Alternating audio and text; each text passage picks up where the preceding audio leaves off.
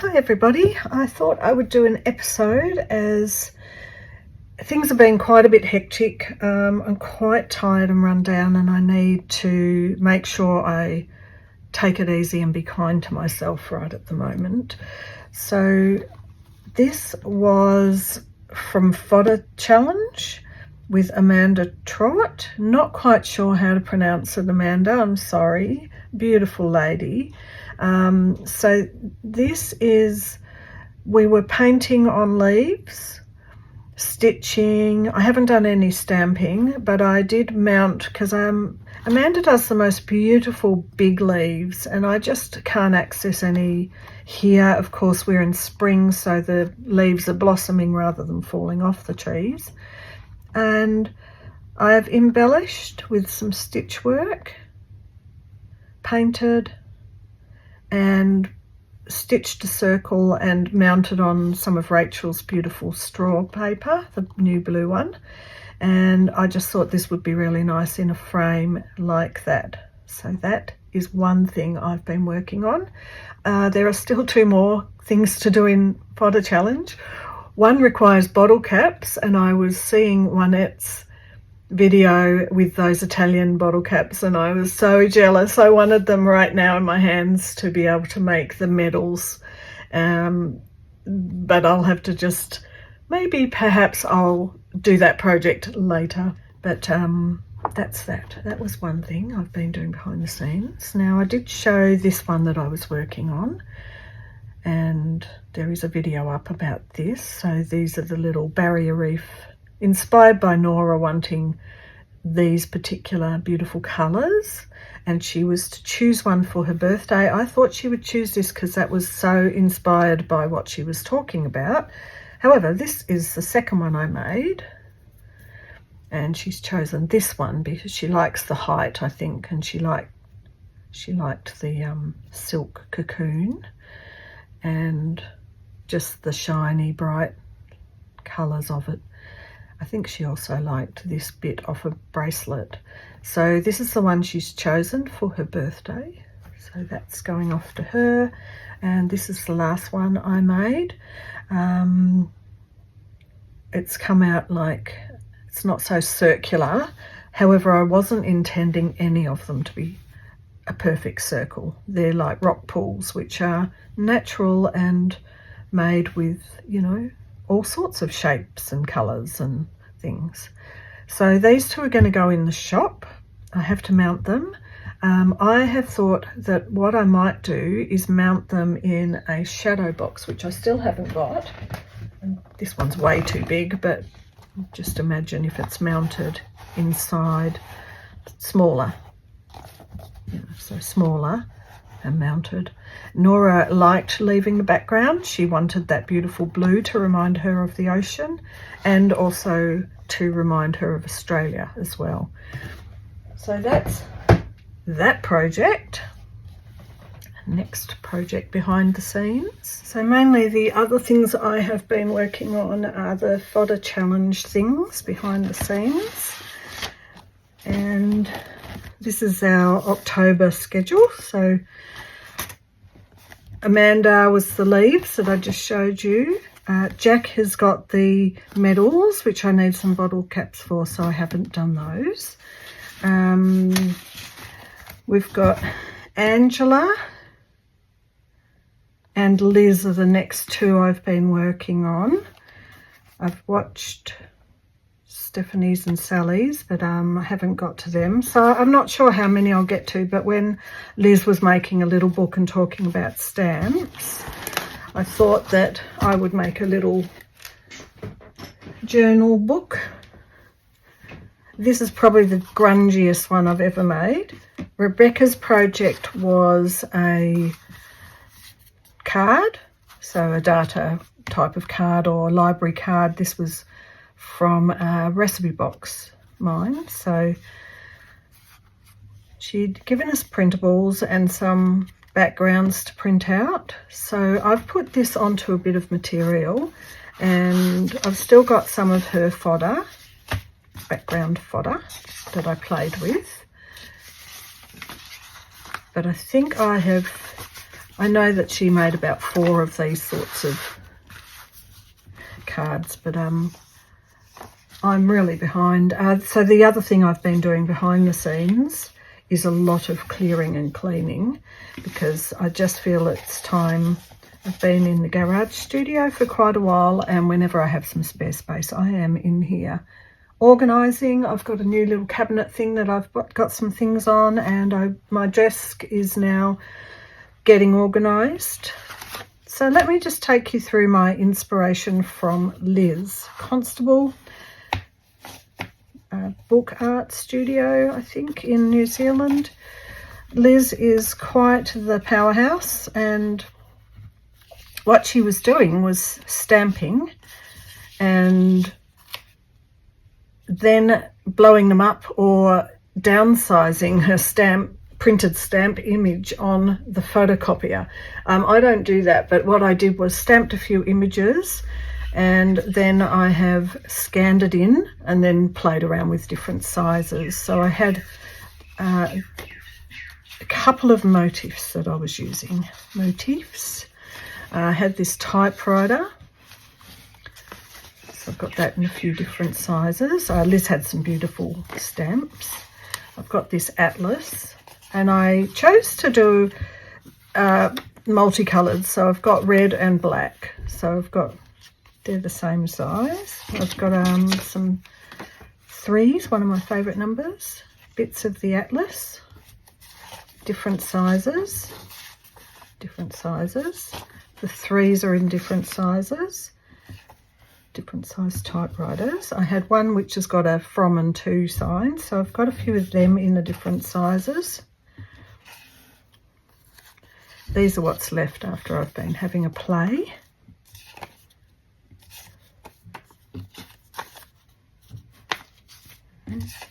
Different sizes 3.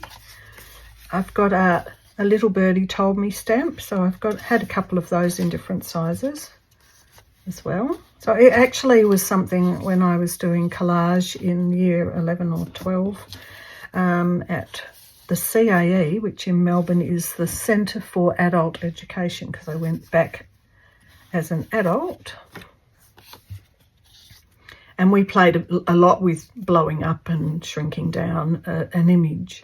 So this was fun. It reminded me of my happy at school days, or happy at art school days, where you can just play and everyone in your class understands what you're doing to an extent.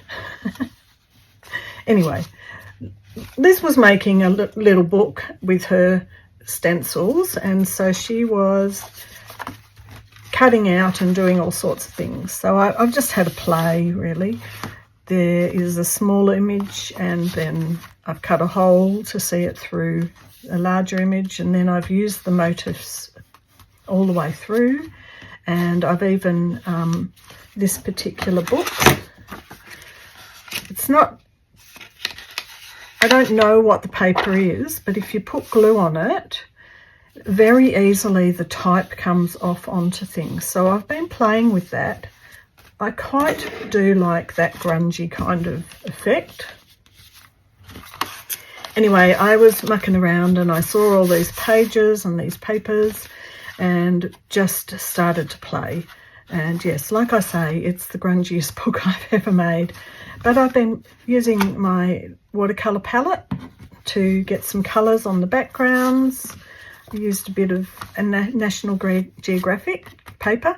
I had about 5 National Geographics, and what I did, one of my cleaning and organising kind of things, was to tear out pages that I thought I would use with collage.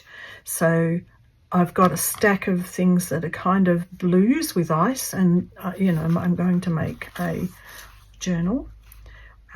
Actually, I've got 2, I think, blue journals going on the way. So the other project, in amongst all my little snippets of time I can get in here, was this project with Margarete Miller, and she did a create your own passport, and I saw them there and I thought, this is a really not like there's a lot of me in it. I don't know that I'm a mess all the time, but I'm a mess at the moment. So anyway, the project of Bon Voyage Party Create Your Own Passport was something that Margarete was doing as a little project leading on into a membership for a bigger make your own passport with collage and everything. So I've used the big atlas here and used a bit of her advertising, and then I've used a little bit of my to and froms to say my first, I know Italy's really on my list, but it's a bit hard basket at the moment. But Juanette's invited me to Arizona, and I'd like to see a bit of LA and Seattle while I'm in that area. But, travel from Australia to America is quite difficult. So I just think I've got to tack New York on at the start or the end. Ariane said, come in September when the textile show's on. And I thought, yeah, that'd be great. But it's the hottest time of the year and also the hottest time in Arizona. So they don't kind of marry up. But anyway, it's on my wish list. And my other wish list, I never did a tour of Scotland, where my mum was born when I was in England last time, and I wouldn't mind seeing London again. So this is my little passport. I've got a picture of myself looking happy, which I think is a nice thing for us to see if we're in a hard place at the moment. And we should look in the mirror and say, I love you.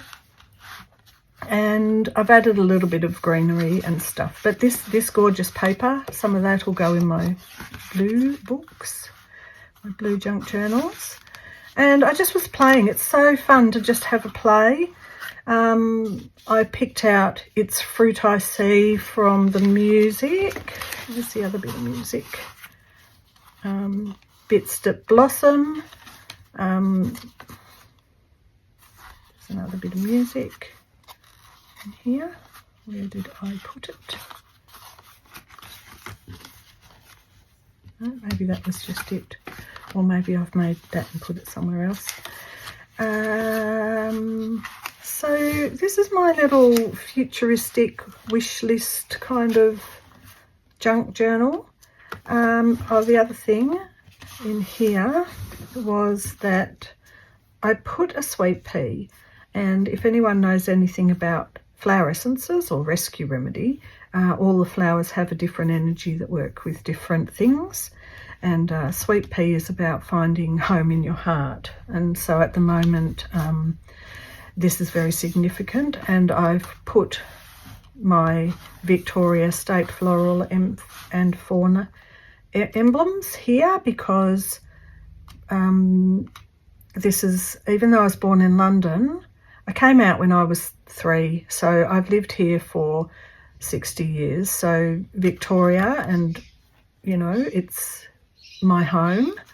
But the sweet pea, knowing that I could travel anywhere in the world and still have my home in my heart and be at home anywhere in the world, was important to me with this almost predictive wish list, or however you want to say it. So that's where I'm up to with that. I thought I was going to do a little bit of work on it, but I just want to show you one more thing.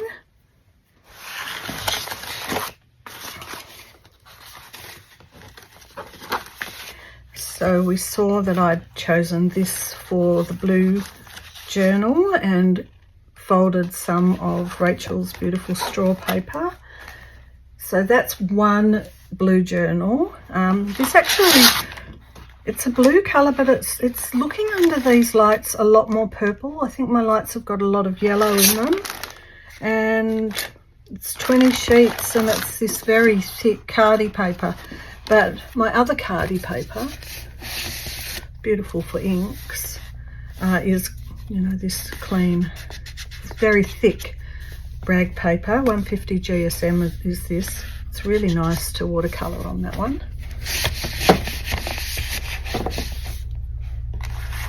But I found this in my drawer, and my main focus at the moment is really to work through as much of my collected stash as possible while cleaning. So I'm doing major de-stash by using everything I've got sitting around.